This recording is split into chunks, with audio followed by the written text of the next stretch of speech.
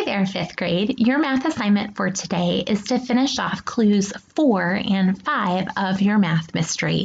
So I wanted to take a moment to explain those two clues to you. In clue number 4, it says that you are adding and subtracting fractions. And in this particular scenario, all of the fractions that you are adding or subtracting have the same denominator to them. So let's take a look at an example problem here. I have 2/8, and I'm going to add to that 1/8. Now you might look at that and say, okay, 2 plus 1 is 3, and 8 plus 8 is 16. So the answer would be 3/16. But let's think a little bit more about what numerators and denominators mean before we solve this problem. Remember that numerators are how many pieces we have, and denominators really represent the size of the pieces. So instead of thinking about these as fractions, let's think about them as t-shirts instead. Let's say I have 2 small t-shirts over here, and I have 1 small t-shirt over here. Well, if I added together my 2 small t-shirts to my 1 small t-shirt, would I end up having 3 large t-shirts as my answer?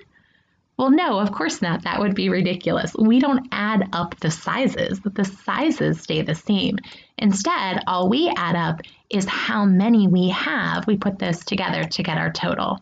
So when you're adding fractions that have the same denominator, you only have to add those numerators together, and that's it. So I would just take 2/8, add the 1/8 to it, and I have 3/8. And notice that that denominator stays the same. Let's try a subtraction example. Here I have 6/10 laid out in fraction tiles, and I'm supposed to take away 1 of those tenths.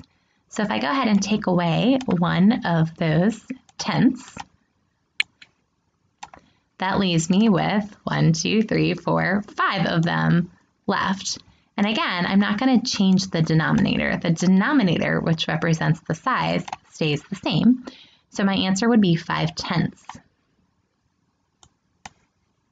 However, we do have one more step. If we get an answer like 5/10, we usually are going to be asked to simplify that answer and take it one step further. So in the case of 5/10, our final answer should be to simplify that and put it as 1/2. On your assignment that you do today, you're going to find a number of problems where you're going to have to simplify your answer. So for example, that first problem that was done for you has 1/6 plus 1/6 equals 2/6, but 2/6 wasn't a choice up here. So you had to take 2/6 and simplify it to equal 1/3 as your final answer.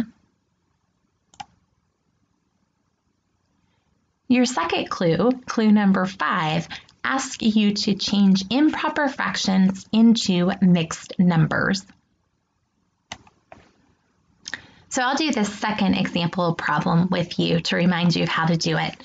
First of all, remember that fractions are a way of showing division. So when we look at an improper fraction, one way to think about this is I've got 15 slices of pizza, and this bottom number tells me it takes 2 slices to make a whole pizza. So to turn this into a mixed number, what I'm trying to figure out is how many groups of 2 pizzas can I make out of 15 slices?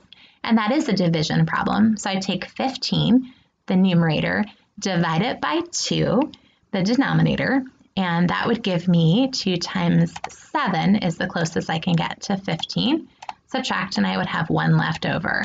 And remember that 1 that I have left over, instead of just writing it as a remainder of 1, I write it as a fraction, and I use the denominator of my improper fraction as the denominator for my mixed number. So this one would be 7.5. I do also want to point out in this math mystery that once you turn it into a mixed number, you might have to do that extra step of simplifying it before you can find it in the clue down below. The directions do remind you to simplify your answers as much as possible.